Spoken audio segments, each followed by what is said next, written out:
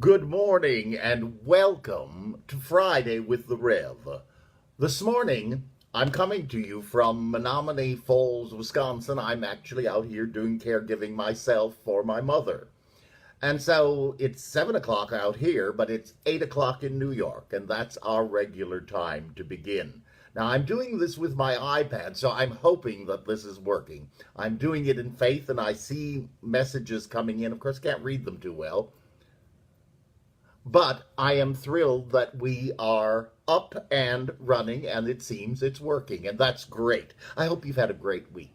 I want to begin this morning by correcting the emails. I have misspoken them several times, and so if indeed you need to get in touch with me, and I'd love to hear from you, there are two possibilities. One is the email at the church, and that's gjohnson at Marble Church, M-A-R-B-L-E Church, one word, .org. Again, gjohnson at marblechurch.org. On the other hand, if you want to get me through the foundation, through Emblem Health, and if you want a copy of this booklet or any other information that we have, and remember, the booklet comes in English, it comes in Spanish, and it comes in Chinese. We can send the PDFs, we can send hard copies. But I need to know that and have the correct mailing address, obviously, for you. And it's gjohnson at emblemhealth.com. That's one word. So either of those are ways that you can indeed make contact with me. Now, this morning, I want to spend just a moment talking about a topic that a number of you have written to me about, and that is the word family. In the world of family caregiving, one of the early things that we learned as we did seminars and as we talked to people is that we needed to be very clear on the two words, family and caregiving, and I will deal with the word caregiving next week. But family has two parts. It can be family of origin, and we all have them. I'm visiting my mother. This is blood family. But we all have families of choice. Now, that becomes very important. Where did that word come from? It actually came out of the horrible AIDS crisis. That was a period, and we quite frankly have to thank our LGBT brothers and sisters for giving us that word. But it was at that time that this strange disease, it hadn't really been named, and people were dying rapidly. And what often happened were that families of origin came to major cities, certainly like New York, and in one day learned two pieces of information that they were totally incapable of dealing with. One, that their child was gay, and number two, was about to die. And in many, many cases, the families of origin simply fled. Now, it took me personally a long time to come to terms with that. I have, and I've come to understand that that was just more than they could possibly handle. I pray for them, and I pray that peace has come into their lives as well as growth. However, at that moment, there were wonderful groups of people, 12-step, neighbors, church families. There were many, many people who were coming to visit at the hospitals. And of course, in the medical profession, they like to name everything. That's very important. Got to have a name for it. So who were these people? And that's where the word family of choice came to be. Now, family of choice is not a gay word. It's not only in our community, but because we all have families of choice. We have faith centers.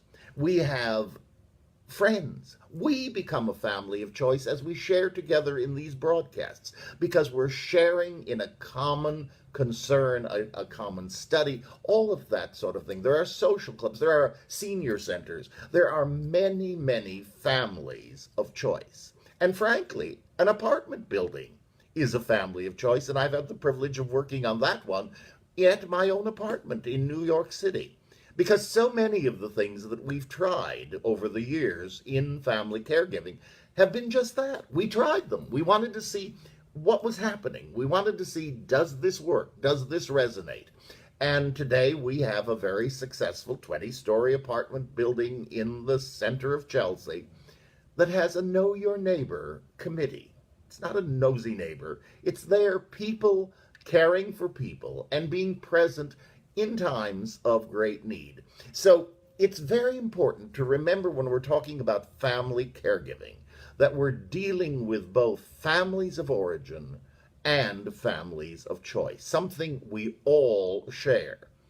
And I want to encourage you, as you talk to people, whether it be at your church, whether it be in your temple, your synagogue, whether it be in your wherever your house of worship might be, whether it is in a political group, whether it's in a business setting, use the word family caregiver. When you thank someone, thank you for being such an incredible family caregiver. What does it do? It helps to end family caregivers being the silent patients. Because for too long, no one named it. You know how it is. They come into the house, there's a gentleman who opens the door. What's the first thing they say? How does she feel? Well, that's good. We're concerned about the person who's ill. But we've also got a person there who is 24/7 caring for someone. And one of the best ways I know is to name it. Thank you for being a family caregiver. In fact, at Marble Collegiate Church, where I have the pleasure of serving in the prayer ministry, at Prayer Circle, as we pray for those whose names have been given to us either by themselves or by loved ones, praying for healing, praying for strength, we not only pray for that person, but we pray for their professional caregivers, meaning the doctors, the nurses, the therapists, all the huge teams that go into body, mind, and spirit caring. And we pray for the family caregivers. And I can't tell you how much that has changed the awareness of family caregiving within the prayer circle and actually within Marble. Today we talk about it. You see, we are a people who somehow need permission. We need to be encouraged to use a term. We need to be encouraged to name it. And next week, we'll know its many faces. So this morning, I wanted to share that with you, and I'd love to hear from you how you're going about that, how you're going about helping people to name a task that they're doing that is incredibly important, but is so often creating silent patients. And we don't want that. We want people to be well, body, mind, and spirit, no matter what part of the healthcare triangle you're involved in. Because as you go through it, as you go through the process, you too are growing physically, emotionally, and spiritually. And this morning, the prayer that I want to share with you comes from the book that Reverend Marion Gambardella and I wrote, Peace Be Still, Prayers and Affirmations for Family Caregivers. And it's a topic that I find extremely important. It's come up so many times this week. There have been a number of deaths at the church and some in my personal realm of friendships. And one of the topics that constantly comes up is surrender. Surrender and gratitude. Quite frankly, the two hallmarks for my sobriety and that of many, many other people. The ability of surrendering doesn't mean giving up, doesn't mean losing the battle. What does it mean? To surrender is to let go gently, to receive abundantly. Because as we let go, we open our hands. And when we open our hands, we can receive the love, the goodness, and the support that helps us to live onward. Many times you've heard me talk of the caregiving journey in the context of the labyrinth. We have a marvelous labyrinth at the Marble Collegiate Church, and there are times when that's available. We'd certainly invite you to join us. Walking that labyrinth is very much like walking caregiving. That is, we walk in with our loved one and we go back and forth and back and forth. And finally we get to the center. But when we're in that center, that becomes the moment that we take our loved one's hand and place it in God's. And they are at peace. They are with God. And now we must take that loving spirit with us of our loved one and, of course, the Spirit of God as we walk back out of that labyrinth to continue our lives. And that is a difficult journey, and it is a strong part of family caregiving.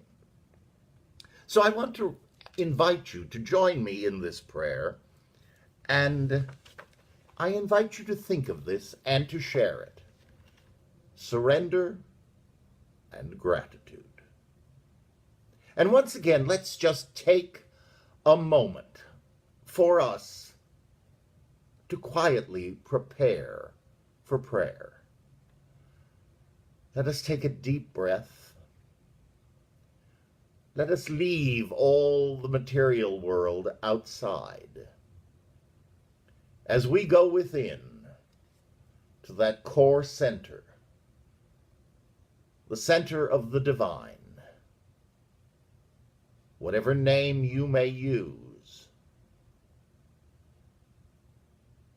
as we prepare to pray. O divine Redeemer, give me grace to live in gratitude and surrender. I give thanks for every moment of my life. I thank you for each and every person with whom I have been blessed to walk through life. With some the walk has been long, with others it has been short. Each has been a blessing. I thank you, and I bless your holy name, precious Lord and Father. When the time comes to let go, give me grace to let go with gratitude. Help me accept and to surrender my loved one to you, remembering that surrender is an act of love. It is in truth letting go gently to receive abundantly. O divine friend, eternal partner, with you is life eternal, and in you we are all one now and always. Help me to live in the eternal now, heaven now right here on earth. Give me strength to live always in this joyous presence, practicing the presence of the divine.